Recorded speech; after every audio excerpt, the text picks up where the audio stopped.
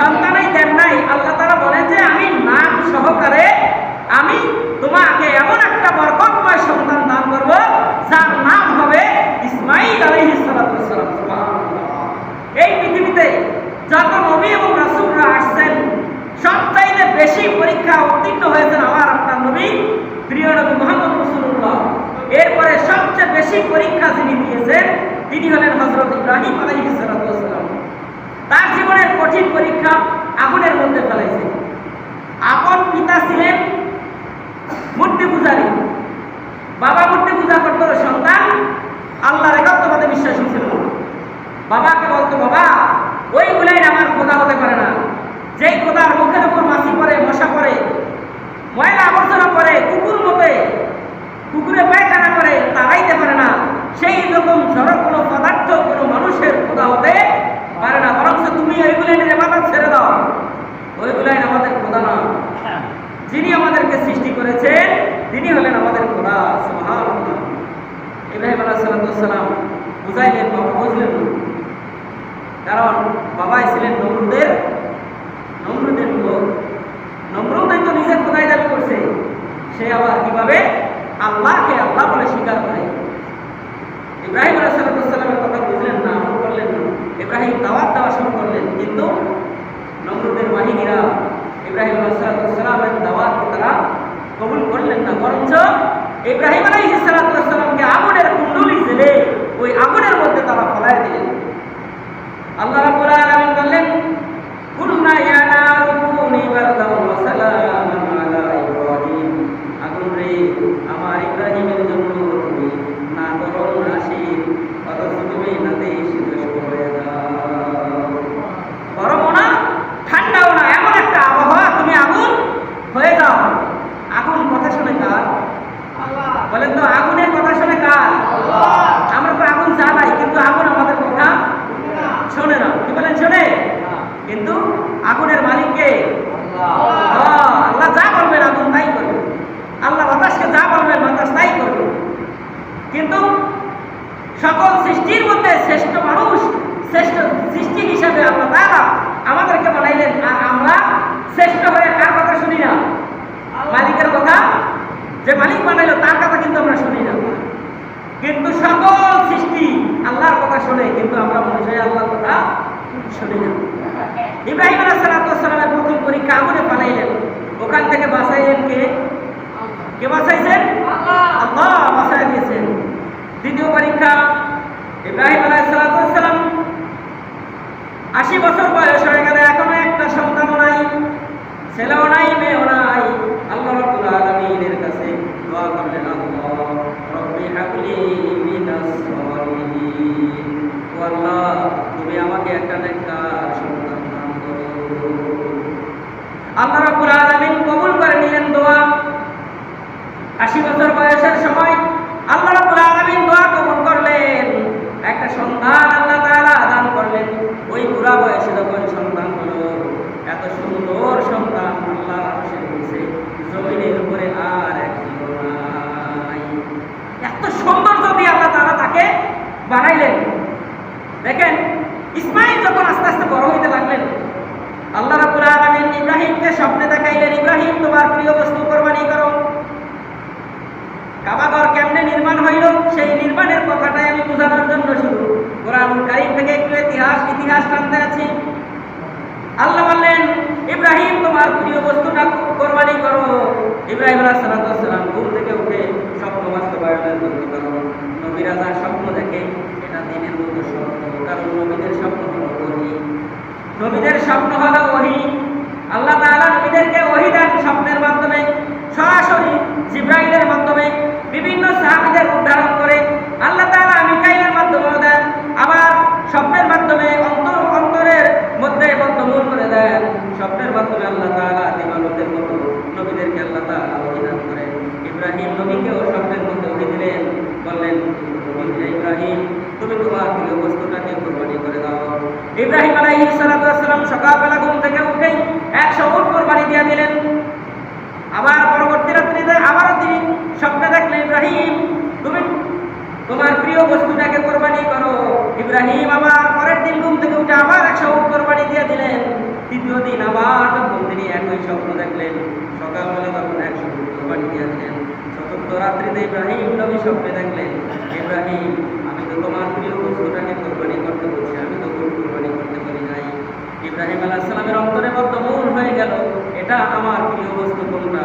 80 বছর বয়সের সময় আমার আল্লাহ যেটা দান করেছেন ওটাই তো আমার কাছে সবচাইতে বড় প্রিয় বস্তু।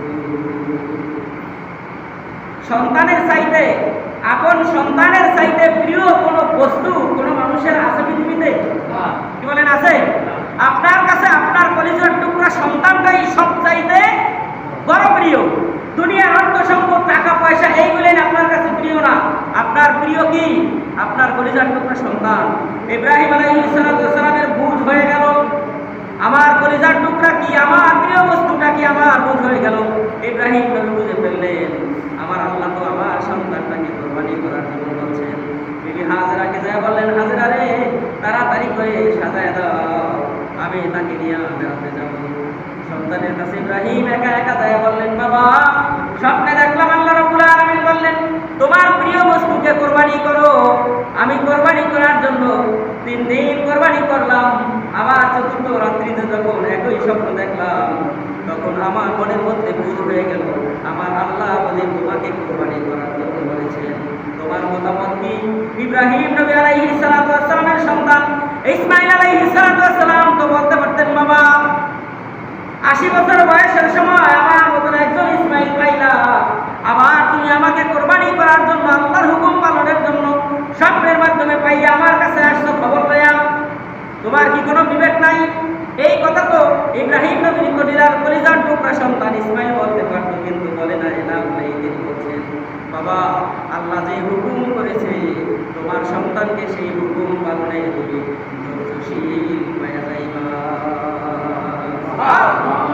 ও বাবা, আল্লাহ তোমাকে যে স্বপ্ন দেখাইছেন ওই স্বপ্ন বাস্তবায়নের জন্য তোমার সন্তানকে তুমি ধৈর্যশীল সন্তান হিসেবে পেয়ে যাইবা।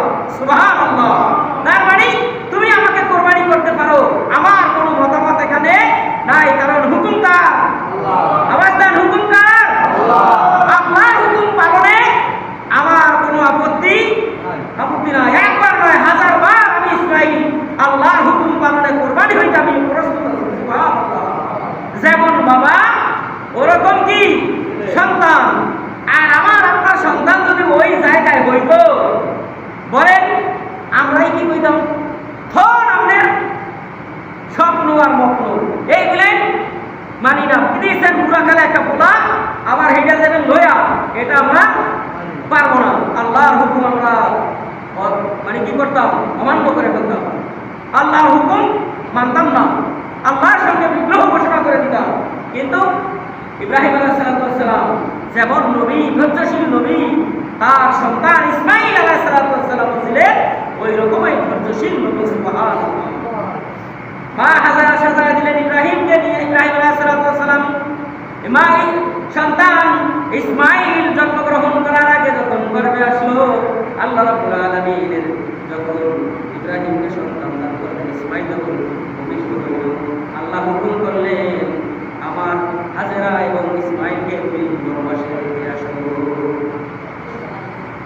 গর্ভ খালাস হয়েছে, এখনো সন্তানের বয়স হয় নাই, ঘর থেকে মহিলারা এই অবস্থায় বের হতে পারে না।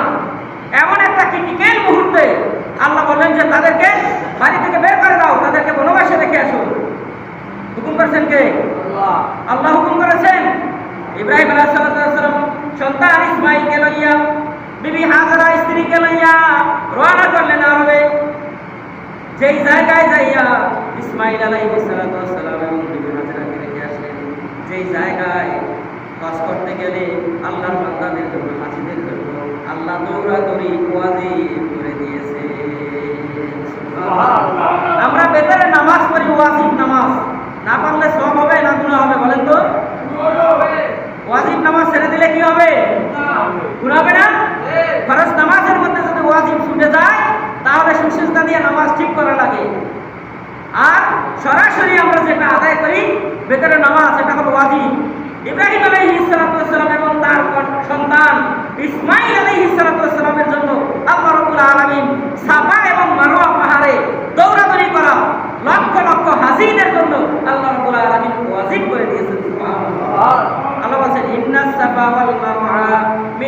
শাআইরিল্লাহ। আমি সাফা এবং মারওয়া পাহাড়ের মাঝখানে সকল হাজীদের জন্য দৌড়াদৌড়ি করা আমি আল্লাহ ওয়াজিব করে দিলাম। ইব্রাহিম আলাইহিস সালাম সন্তান ইসমাঈলকে লইয়া রওনা করলেন, বিবি হাজরাকে লইয়া রওনা করলেন। সাফা মারওয়ার মাঝখানে দুই পাহাড়ের মাঝখানে পাদদেশে যেই জায়গা এখন জমজম কূপ, তামাম বিশ্বের মানুষেরা হাজিরা যেই জায়গা থেকে পানি পান করে, যেই জমজম কূপ থেকে পানি পান করে, ওই জমজম কূপের পাশে তখন জমজম কূপ ছিল না।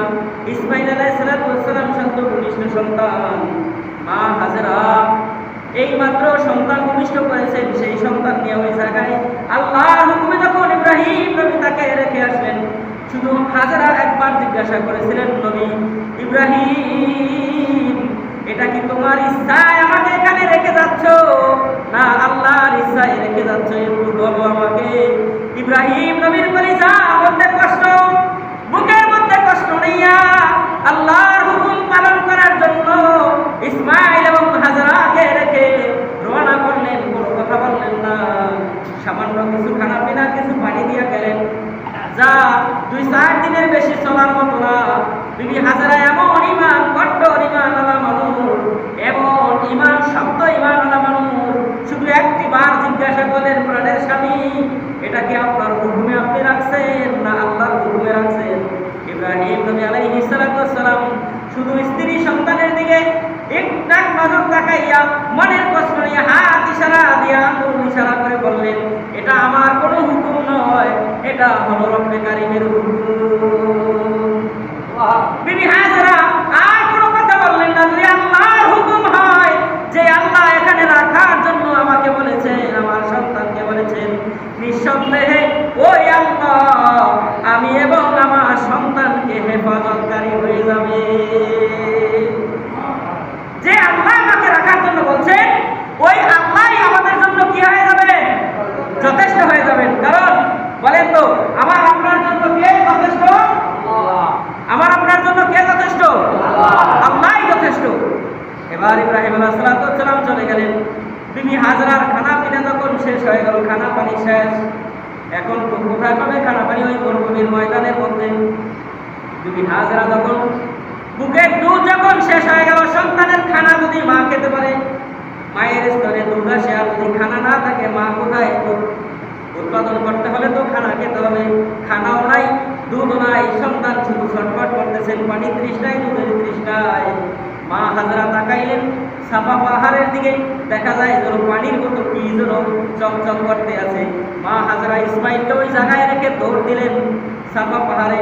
সাফা পাহাড়ে যাওয়ার পরে আবার যখন মারওয়া পাহাড়ের দিকে তাকাইলেন, দেখেন যে সাফা পাহাড়ে পানি নাই, মারওয়া পাহাড়ে পানির মতো কি যেন দেখা যায়। আবার দৌড় দিলেন।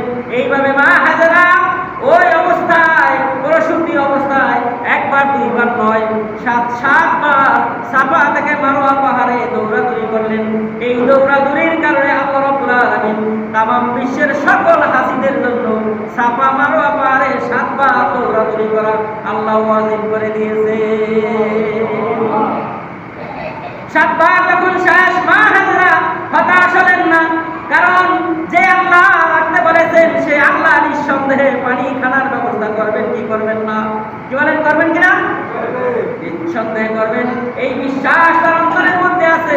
সন্তানকে দেখার জন্য যখন এক নজর তাকাইলেন, তখন দেখলেন হঠাৎ করে সন্তানের পায়ের গোড়ালির নিচ দিয়া মাটি বের করে ঘুরাইয়া পানি উঠতে আছে।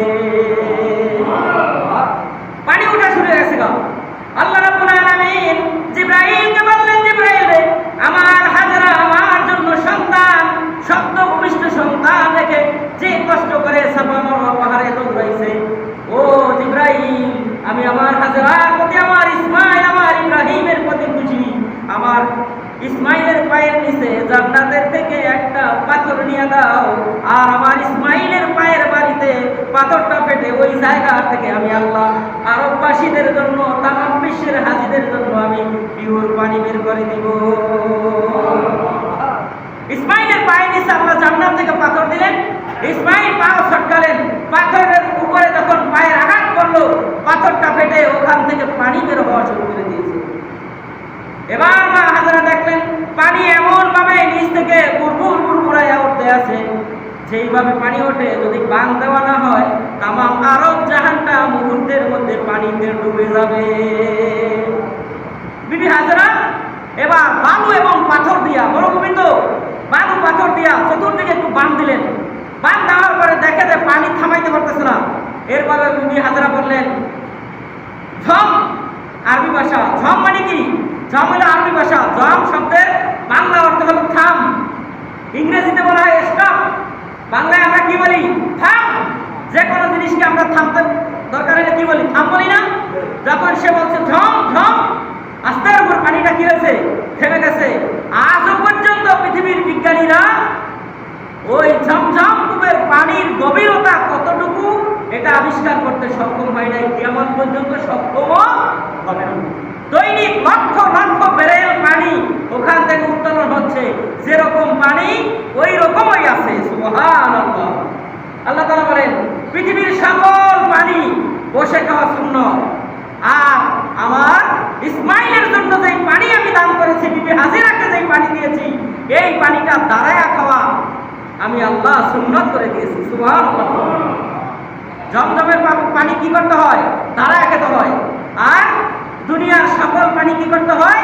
বসে খেতে হয়। ডাইন হাত দিয়া না বাবা দিয়া?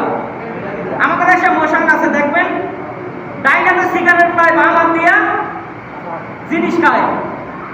মুসলমানের জন্য ডান হাত দিয়ে খাওয়া কি সুন্নাত, বাম হাত দিয়ে খাওয়া হারাম।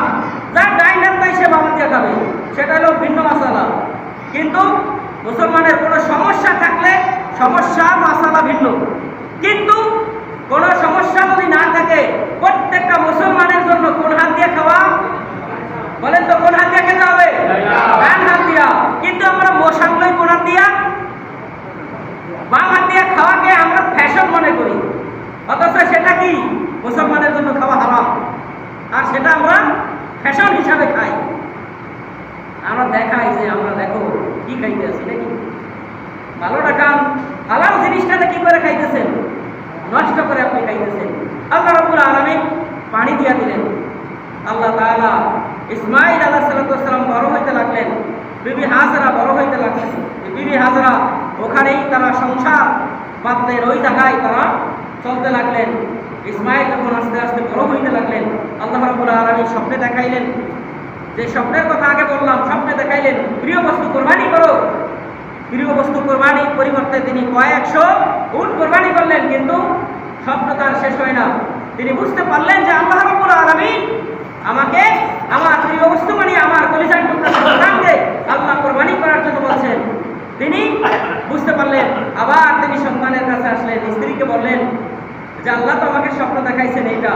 সন্তানকে বললেন, সন্তান আমাকে তো আল্লাহ স্বপ্ন দেখাইছেন এটা, তোমার অভিপ্রায় কি, তোমার মতামত কি বলো। তিনি মতামত দিলেন। আল্লাহ রাব্বুল আলামিন সন্তান দিয়েছে আপনাকে, আর আল্লাহ আপনাকে স্বপ্ন দিয়েছেন। স্বপ্ন বাস্তবায়ন করার জন্য আপনি আপনার ইসমাঈলকে আপনি ধৈর্যশীলদের মধ্যে পাবেন। সুবহানাল্লাহ। আপনি চিন্তা করিয়েন না, আল্লাহর হুকুম পালনে আমি ইসমাঈল এক চুল পরিমাণও নড়ব না। আল্লাহর হুকুম পালন আপনি করতে পারেন। সাজায় বাজায় রওনা করলেন ইসমাঈলকে নিয়ে কোরবানি দেওয়ার জন্য মিনায়, যেখানে লক্ষ লক্ষ হাজিরা। মিনা মুজদালিফায়, মিনাতে যাইয়া যারা কোরবানি হজ করে, যারা কোরবানি দেওয়া শুরু করবেন, সেই জায়গায় রওনা করলেন। ইসমাঈল আলাইহিস সালামকে নিয়ে যখন কোরবানি দেওয়ার জন্য শোয়াইলেন, শোয়ালের আগে বাবাকে বললেন, বাবা আপনার তো একটা মাত্র সন্তান, আমার দিকে যখন কোরবানি দিবেন আমাকে, আমার চেহারার সঙ্গে আপনার চেহারায় যখন চোখ করে যাবে, আপনার তো অন্তরে মায়া হইতে পারে। মায়া হওয়ার কারণে আল্লাহর হুকুম মানে যদি আপনার কোনো সমস্যা হয়ে যায়, এই জন্য চক্ষুটা বেঁধে নেন। সন্তান প্রথম চক্ষু বাঁধার জন্য বললেন, এরপরে আবার বললেন যে না বাবা চক্ষু বাঁধার দরকার নাই, কারণ চক্ষু বাঁধলে আবার অন্য কিছু মনে হতে পারে। আপনি আল্লাহর হুকুম পালন করেন, আমি ইসমাঈলকে আপনি ধৈর্যশীলদের মধ্যে পেয়ে যাবে। ইসমাঈলকে যখন কোরবানি দেওয়ার জন্য ছুরি চালাবেন, ছুরি চালাইলেন, ছুরিতে তো পশম কাটে না, কারণ এত ধারালো ছুরি দিয়া তার কল্লার উপরে আঘাত করা হলো, কিন্তু কাটে না। এবার আল্লাহ রাব্বুল আলামিন ইসমাঈল ইব্রাহিম আলাইহিস সালাম যখন সর্বশেষ ছুরি চালানোর জন্য যখন প্রস্তুতি নিলেন, এবার আল্লাহ রাব্বুল আলামিনের বোঝ হয়ে গেছে আমার ইসমাঈল তো এবার আর থাকবে আমার মুহাম্মদুর রাসূলুল্লাহ তো দুনিয়াতে আসবে না। কারণ ইসমাইলের রস থেকে আল্লাহ রাব্বুল আলামিন, ইসমাইলের বংশধর থেকে আল্লাহ তাআলা, ইসমাইলের পৃষ্ঠদেশ থেকে আল্লাহ রাব্বুল আলামিন পর্দায় করবে আব্দুল্লাহ, মুহাম্মদুর রাসূলুল্লাহর পিতা আব্দুল্লাহ রসে এনে মুহাম্মদুর রাসূলুল্লাহকে মা আমিনার গর্ভ দিয়া দুনিয়ার মধ্যে আল্লাহ পাঠাইছে। আল্লাহ তাআলা জিবরাইলকে বললেন, যাও জিবরাইল, জান্নাত থেকে একটা দুম্বা নিয়ে দাও, আমার ইসমাইলকে যেই জায়গায় ইব্রাহিম শোয়াইছে ওই জায়গায় দুম্বাটা শোয়ে দাও, আর আমার ইসমাইলকে ওখান থেকে সরাই দাও। এই মুহূর্তের মধ্যে জিবরাইল ইসমাইল আলাইহিস সালামের বিছানায় দুম্বা শোয়াই দিলেন, ইসমাইলকে পাশে বসাইয়া ইব্রাহিম আলাইহিস সালাম আল্লাহ হুকুম দিয়ে আল্লাহু আকবার বলে তখন ছুরি চালাইলেন। এবার কুরবানি হয়ে গেল। ইব্রাহিম আলাইহিস সালাম খুশিতে আল্লাহর হুকুম আদায় করেছে, শুকরিয়া আদায় করে চোখ খুলে তাকায় দেখেন পাশেই কলিজার টুকরা সন্তান বসা, ধবধবে একটা সাদা প্রাণী তার সামনে কুরবানি হয়ে গিয়েছে।